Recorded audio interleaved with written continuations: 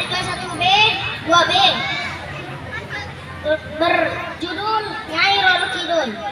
Sudah tahu Nyai Roro Kidul? Ini cerita aslinya. Nyai Roro Kidul. Kisah Nyai Roro Kidul sangat terkenal di kalangan penduduk Jawa Tengah. Tepatnya di Yogyakarta dan Surakarta. Nyai Roro Kidul adalah seorang perempuan yang berparas cantik yang memiliki kerajaan di dasar samudera. Berdasarkan cerita yang diyakini oleh masyarakat, Nyai Roro Kidul sesungguhnya adalah seorang putri dari Prabu Kunting Wangi dan Dewi Rambulan. Namanya Dewi Kadita. Parasnya sangat cantik. Ia mendapat julukan Dewi Srenggenge atau Dewi Matahari. Prabu Kunting Wangi memiliki selir bernama Dewi Mutiara. Selirnya ini sering merasa iri dengan kecantikan Dewi Kadita. Suatu saat, Dewi Mutiara melahirkan seorang bayi laki-laki. Prabu sangat senang dengan kelahiran bayi tersebut. Semenjak itu, Dewi Mutiara menjadi tinggi hati. Ia selalu menginginkan agar Prabu memenuhi semua permintaannya. Sampai-sampai ia meminta agar Prabu Kunting Wangi mengusir Dewi Kadita keluar dari istana. Hal ini dilakukan karena menginginkan anak laki-lakinya yang menggantikan tahta raja, bukan Dewi Kadita. Prabu marah dan menolak permintaan itu. Dewi Mutiara yang kecewa menemui seorang ahli sihir bernama Nenek Jahil. Nenek Jahil akan mengirimkan guna-guna kepada Dewi Kadita. Pada suatu malam ketika Dewi Kadita sedang terlelap, tiba-tiba berembus angin semilir ke dalam kamarnya. Keesokan harinya, ketika bangun tidur, Dewi Kadita menjerit.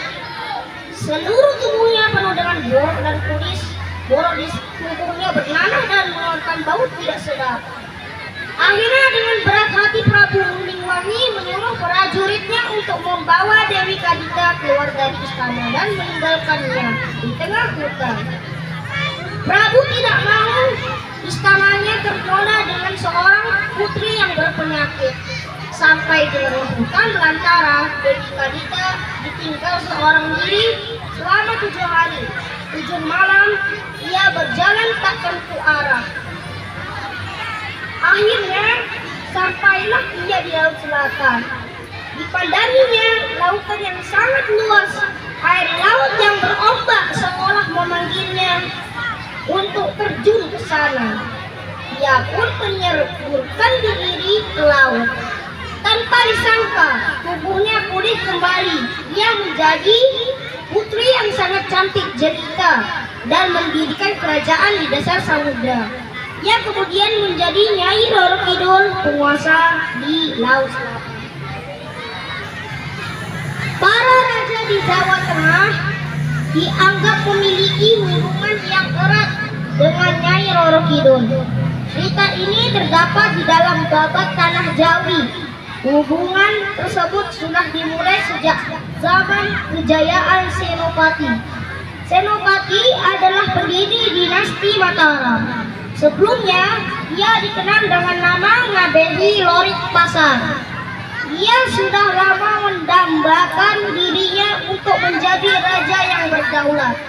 Selama ini, kekuasaannya terbatas karena masih berada di bawah kekuasaan Sultan Dipajang.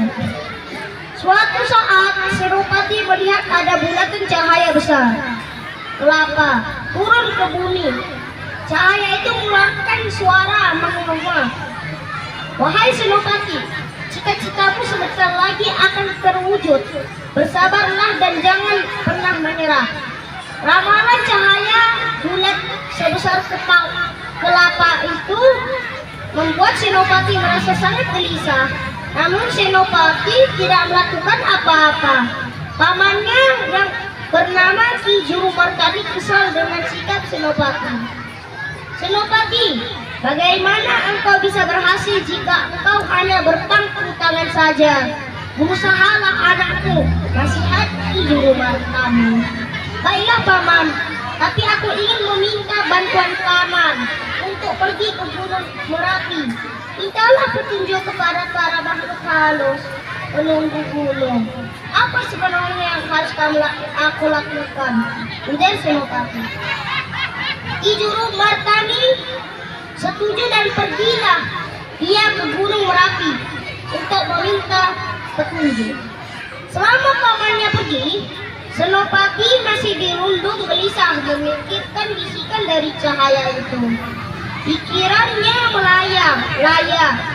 Senopati berjalan tak tentu arah, ia seperti orang yang sedang mabuk dan terombang-ambing.